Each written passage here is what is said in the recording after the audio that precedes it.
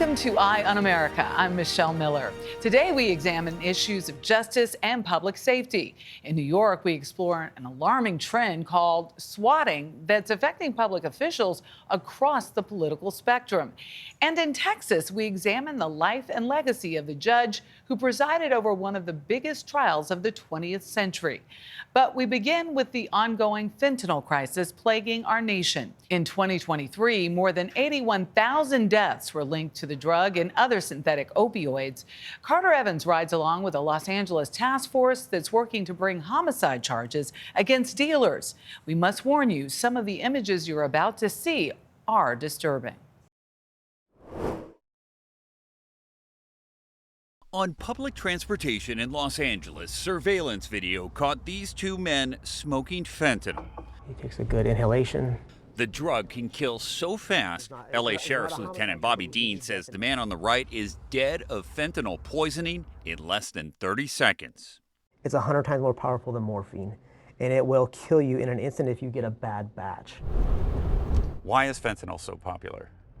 It is extremely potent high, it is dirt cheap, and it is incredibly easy to get. Lieutenant Dean leads a special task force that investigates fentanyl deaths, aiming to bring charges against dealers. Are you essentially approaching these like a homicide when you go out? They are absolutely approached like a homicide. It is a death investigation. It is incredibly new.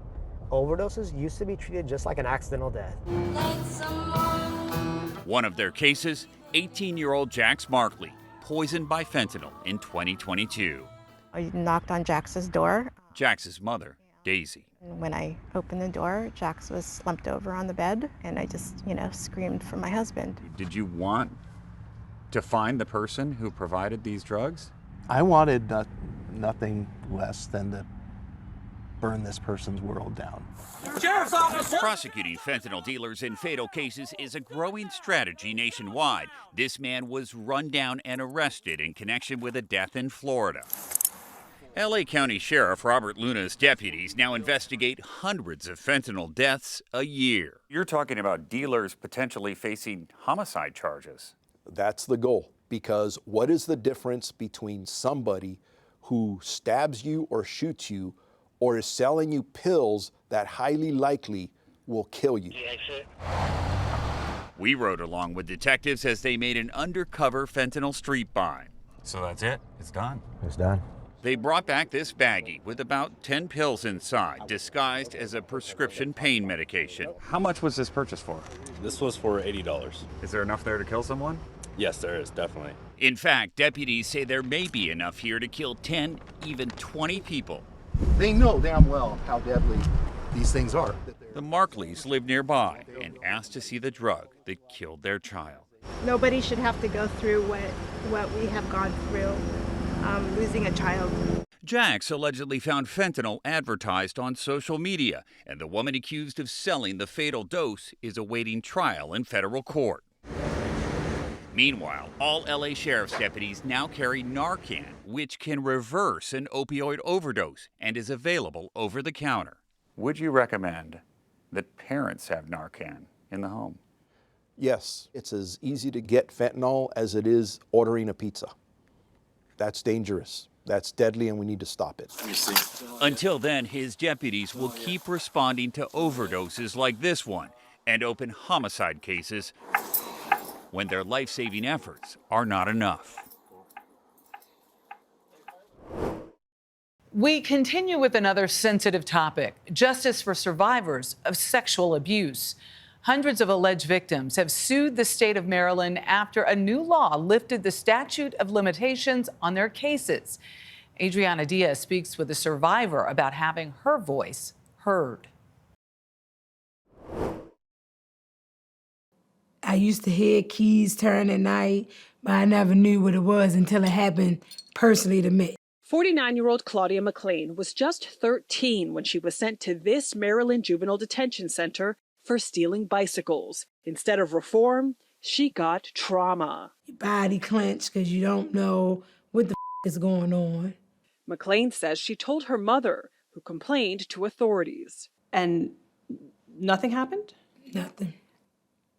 I'm just starting to come to terms with about 10 years ago, to be honest.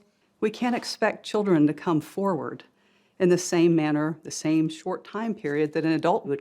Attorney Sharon Iskra is leading lawsuits, including McLean's, against the state, alleging it failed to protect children. How many people have come forward to you? Over 400. Numbers rising. CBS News found more than a dozen reports over the last 6 decades that detail abuse in Maryland's juvenile detention. Why not go after the perpetrators themselves? Because the state put them in charge. And the people who read these reports, they could fix it. And I don't know why they didn't. Maryland's Attorney General's office says it cannot comment due to pending litigation. This really allows us to open their books, find out what they were doing.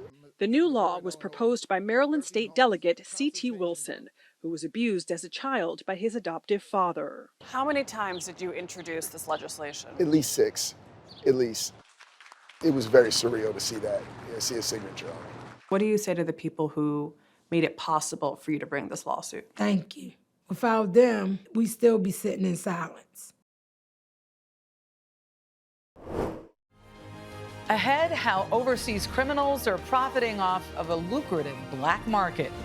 This is Eye on America.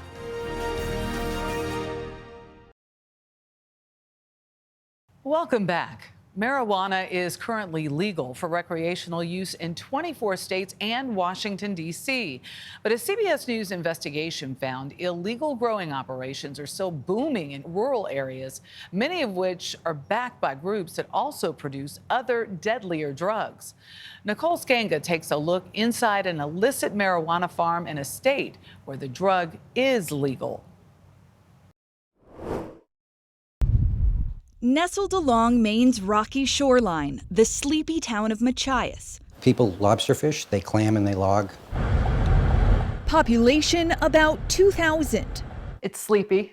Sleepy, very quiet. But last fall, a pungent smell and a stream of vans darting to and from this barn woke up the neighbors, triggering a 6-week investigation by local police and Chief Keith Mercier, and unearthing more than $1 million in black market marijuana. They had irrigation systems set up, they had heating systems, humidifying systems. It was quite an impressive operation. Hanging from the rafters, flowering under a sea of grow lights, a maze of more than 2,600 plants seized by police. How in the world did black market marijuana set up shop here? I think that was one of the draws, was being a rural community that could go undetected. Just one flashpoint in $1 billion black market marijuana boom now sinking its teeth into less populated states like Oklahoma, Colorado, and Maine. If I can go into Maine and buy a house for cheap that's rural, is very isolated. Ray Donovan is the former chief of operations for the DEA. That would allow them to continue to grow the marijuana crops uninhibited. Law enforcement now cracking down. Sheriff's office! Come out with your hands up! With at least 34 busts statewide since last June, more sites dotting the I-95 corridor now under investigation. This is not just a Machias problem. No, this is a statewide problem. The information we have says that there's over 200 that are actively working right now.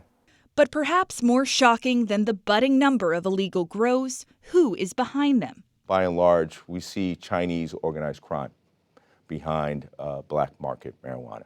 50 lawmakers penned a bipartisan letter to Attorney General Garland demanding answers about China's role in thousands of illicit marijuana grows nationwide. They're unregulated, they're illicit, they're destroying homes. Marijuana all over the place laying around. Operators allegedly stealing more than $10,000 in power. Just how much power was running through? Substantial amount, more probably 4 or 5 times what a normal household would run. These locations consume huge amounts of electricity. So this is the spreadsheet. Yes. Native Mainer Steve Robinson meticulously tracked suspected illegal marijuana grows statewide and took us to one identified in court records. This looks like a suburban dream home. If you look on this garage right here, there's a newly installed 400 amp service. Poring over power records, findings published on his website attracting the attention of lawmakers and law enforcement. In some cases, the suspects arrested may have been victims. We encountered 3 Asian males. They were being paid $1,000 a month to work 24/7. Trapped inside sparse living quarters with blacked out windows. Some of the people have been brought here from China under the auspices that they're working under a legit business. It sounds like you're talking about victims of human trafficking. Yes. Marijuana remains illegal under federal law, but a majority of Americans now live in a state that has legalized weed. With some states still limiting cultivation and others imposing steep taxes, the marijuana underworld thrives.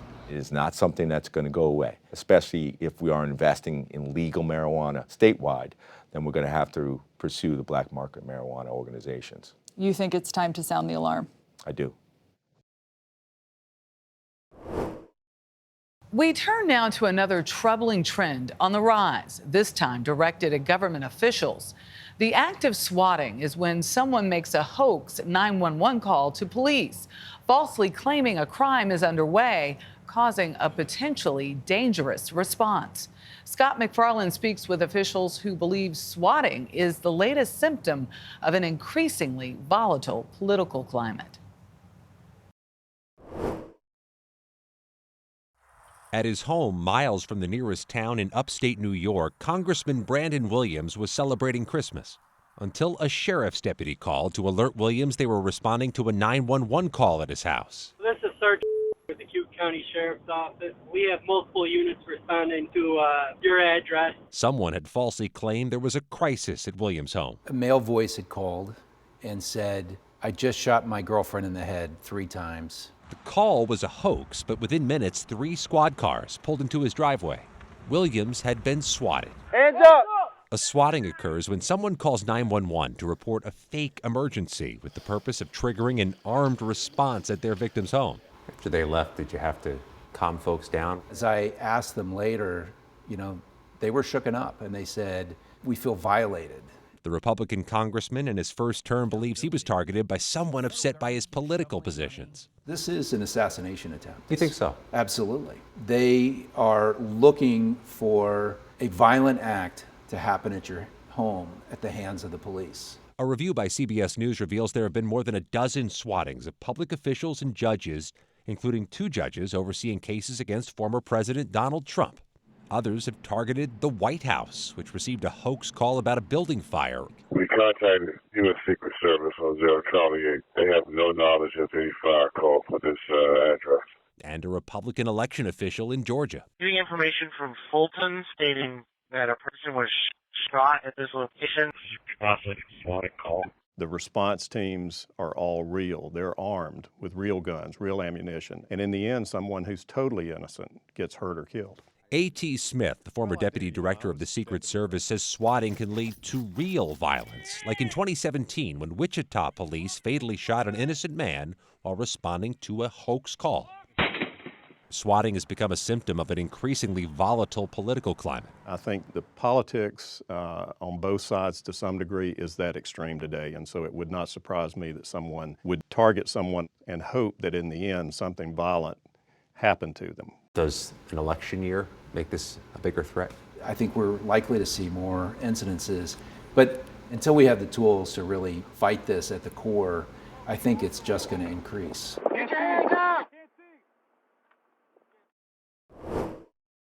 Coming up, he was the judge in one of the most infamous trials in U.S. history, and some say his decision in the case nearly ruined his life.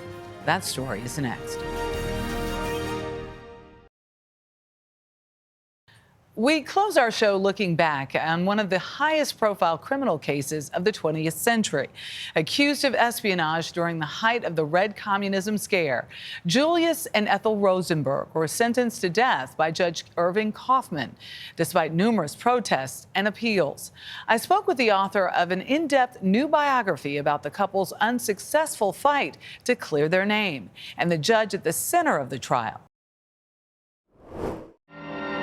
Dateline Sing Sing, June 19, 1953. It was the first high-profile espionage case of the Cold War. A married couple accused of spying for the Soviet Union by providing top-secret information on the atomic bomb. Once convicted, the fates of Julius and Ethel Rosenberg were in the hands of Second Circuit federal court judge Irving R. Kaufman. I think he viewed their betrayal not just as a betrayal of the United States, but almost as a personal betrayal of him.